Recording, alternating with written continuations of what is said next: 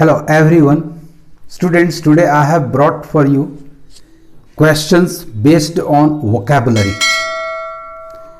इस तरह के क्वेश्चन में आपको एक सेंटेंस दिया जाता है जिसमें एक वर्ड बोल्ड में लिखा होगा, मैंने यहाँ अंडरलाइन किया है। उसके ठीक नीचे 3 सेंटेंसेस आपको दिए जाएंगे जिसमें उसी बोल्ड वर्ड को यूज किया जाएगा। आपको उस सेंटेंस को पकड़ना है 1, 2, 3 में से जहां गिवन वर्ड जो ओरिजिनल सेंटेंस में है उससे डिफरेंट मीनिंग में यूज किया गया हो। तो इन 3 में हो सकता है 1, हो सकता है 2, हो सकता है तीनों में वही मीनिंग हो जो ओरिजिनल सेंटेंस में दिया गया है वर्ड। हो सकता है 1 में डिफरेंट हो सकता है 2 में डिफरेंट हो, जो भी हो आपको उसे पकड़ना है। यानी बात फिर वहीं आ गई कि आपका वर्ड पावर कितना स्ट्रांग है, इसके आधार पर आप राइट ऑप्शन को ही सिलेक्ट कर पाएंगे। तो आइए शुरू करते हैं आज का ये पहला क्वेश्चन।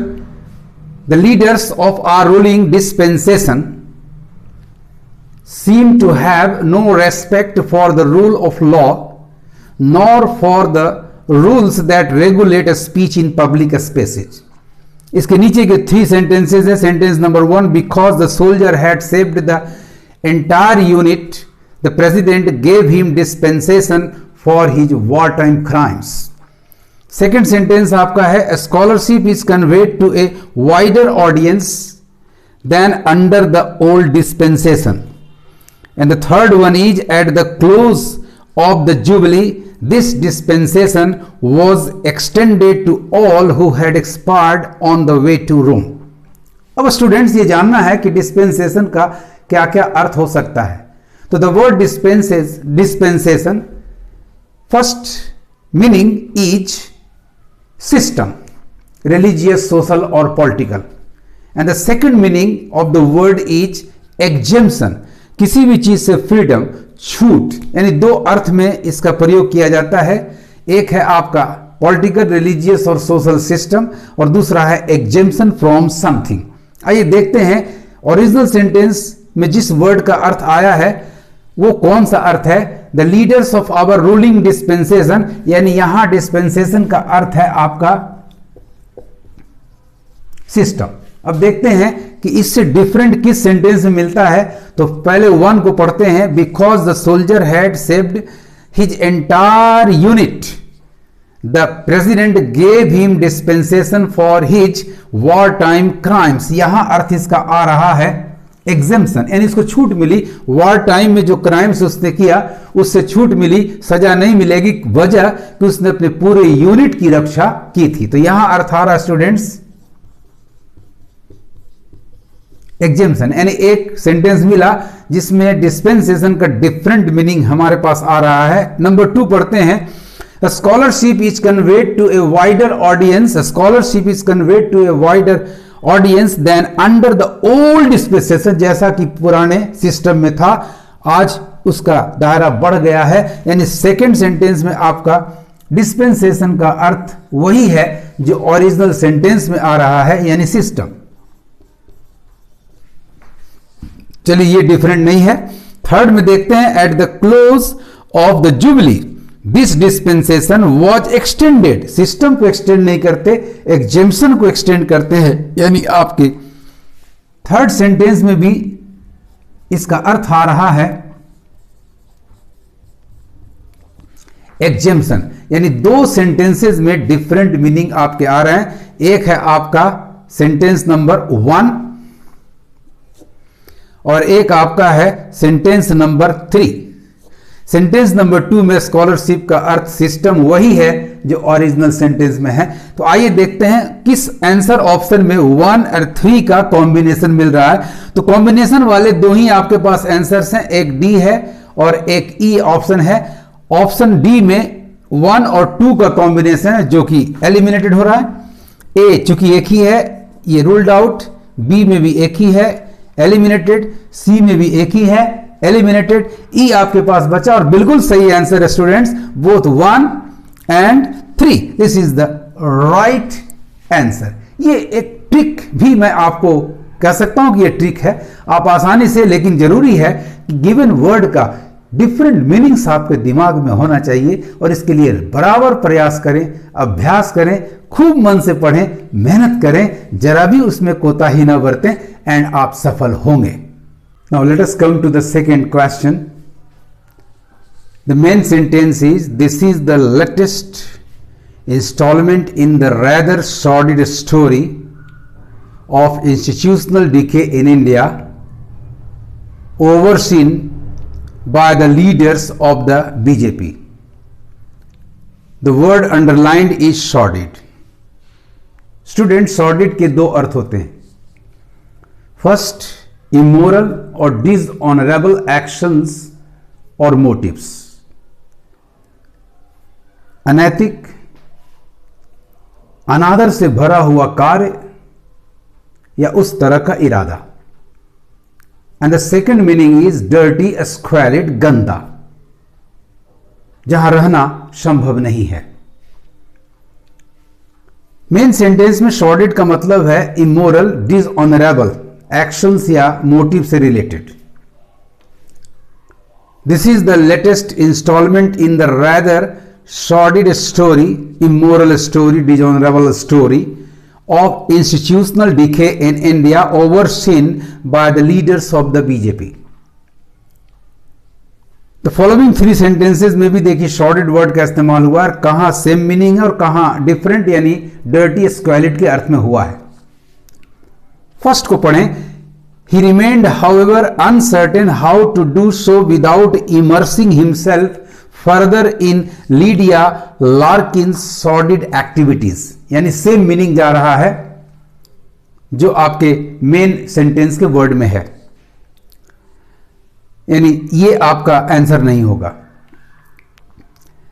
नंबर 2 पढ़ें तो the overcrowded housing conditions were sordid and degrading, यहां डिफरेंट मीनिंग आ रहा है डर्टी या स्क्वैलिड का, ये आपका ऑप्शन होगा। देखते हैं नंबर 2 किस में जाता है। नंबर 3 भी पढ़ के देख लें, सेम है या different. Everyone knows of the bank's manager sordid plan, immoral, dishonourable plan का आ रहा है, एक्शंस का सेंस आ रहा है, यानी ये भी सेम जा रहा है। तो आपका सॉर्डिड मेन सेंटेंस में अर्थ है इमोरल,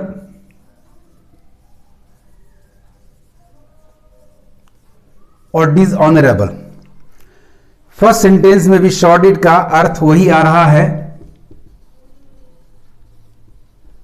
इमोरल और डिसऑनरेबल। इसी ट्रिक को आप फॉलो करेंगे। सेकंड सेंटेंस में इसका डिफरेंट मीनिंग आ रहा है, डर्टी, स्क्वैलिड, गंदा। थर्ड सेंटेंस में सेम मीनिंग आ रहा है, इमोरल या डिसऑनरेबल एक्टिविटीज, एक्शंस या मोटिव से रिलेटेड। तो डिफरेंट मीनिंग आपका सेकंड सेंटेंस में है। और देखिए सेकंड सेंटेंस का ऑप्शन आपके पास नंबर बी में है, only B. Very easy and interesting to solve such a question. Now let us come to question number 3. The main sentence is competitive federalism in the context of interaction with foreign countries promoted. The underlined word is promoted by Prime Minister Narendra Modi has proved to be a double-edged sword. अब following 3 sentences में देखिए उसी word का प्रयोग। Number 1, in 1761 he was promoted to be member of council under the presidency of Mr. Vansittart, who had been introduced by Clive.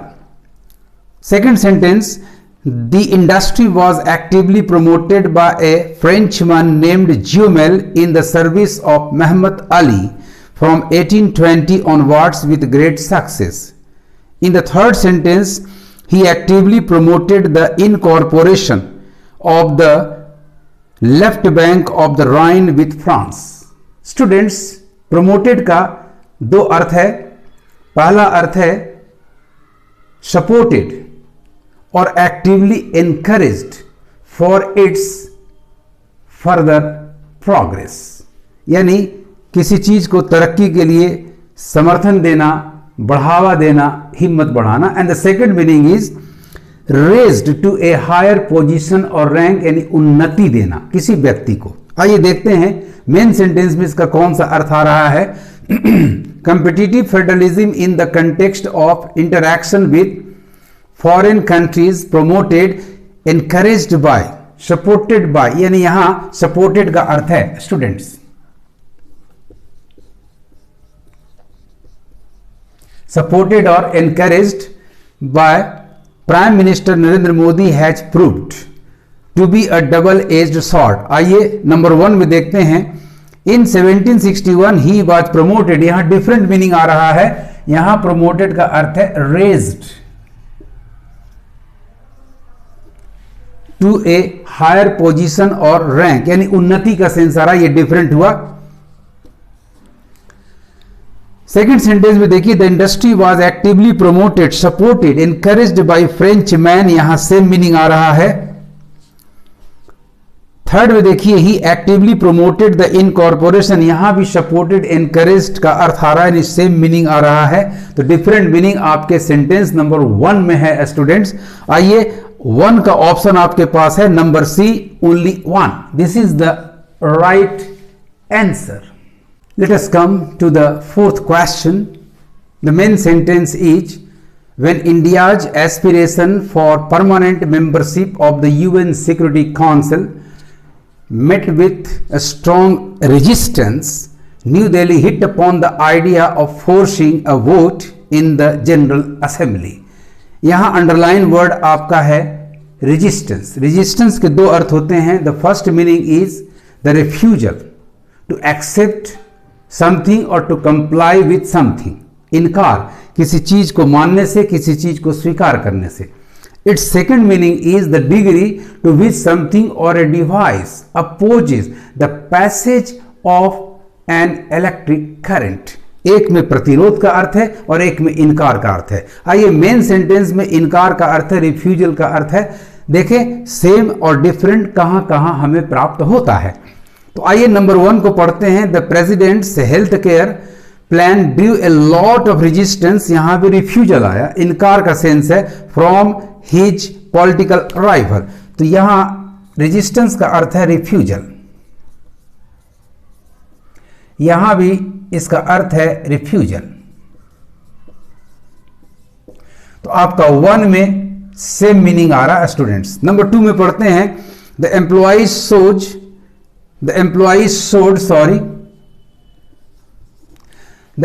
showed their resistance to the salary cuts by picketing outside the factory. यहां भी इस cuts को मानने से इनकार कर रहे हैं, कंप्लाई नहीं करना चाहते हैं, यानी यहां भी इसका अर्थ है refusal.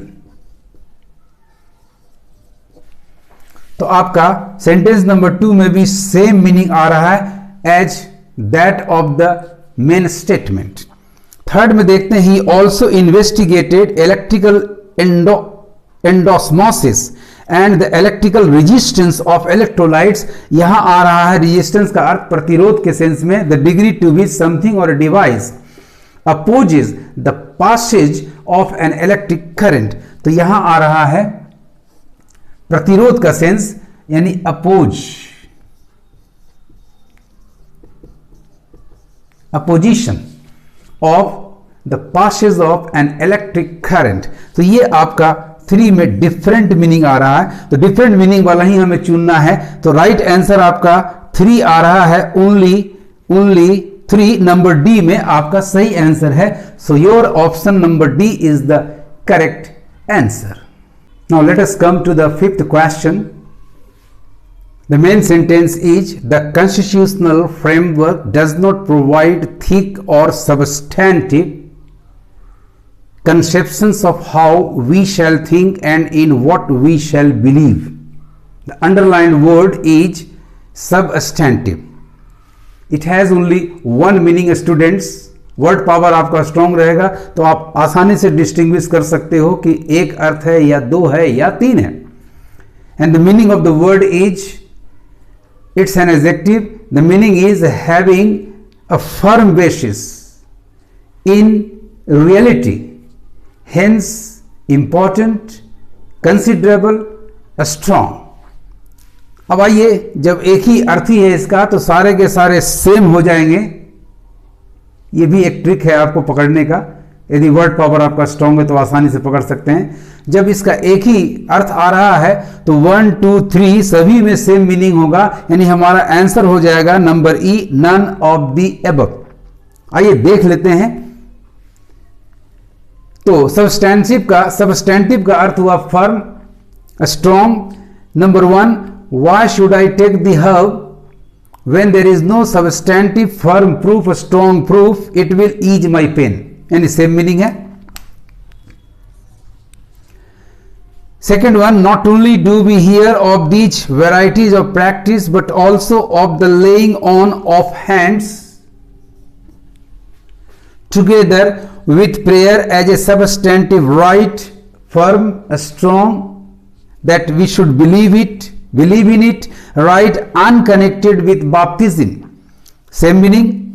Number 3, they said no substantive objections, यानी यहां भी सेम आ रहा है students, to the agreement have been raised। तो तीनों सेंटेंसेस में मेन सेंटेंस के वर्ड जो सबस्टैंटिव यूज किए गए हैं तीनों के अर्थ सेम है। none of the sentences expresses a different meaning, hence the answer is option number E, none of the above। इस तरह से स्टूडेंट्स वर्ड पावर को आपको एनहांस करना है, बढ़ाना है, स्ट्रॉन्गर एंड स्ट्रॉन्गर करना है, ट्रिक अप्लाई करना है कि आप सेंटेंस को बारीकी से पढ़ें और देखें सेम डिफरेंट जहां रहा सीधे आंसर को पकड़कर उसे आप करके मार्क करके आगे बढ़ जाएं। आज इतना ही। Thank you for watching my video.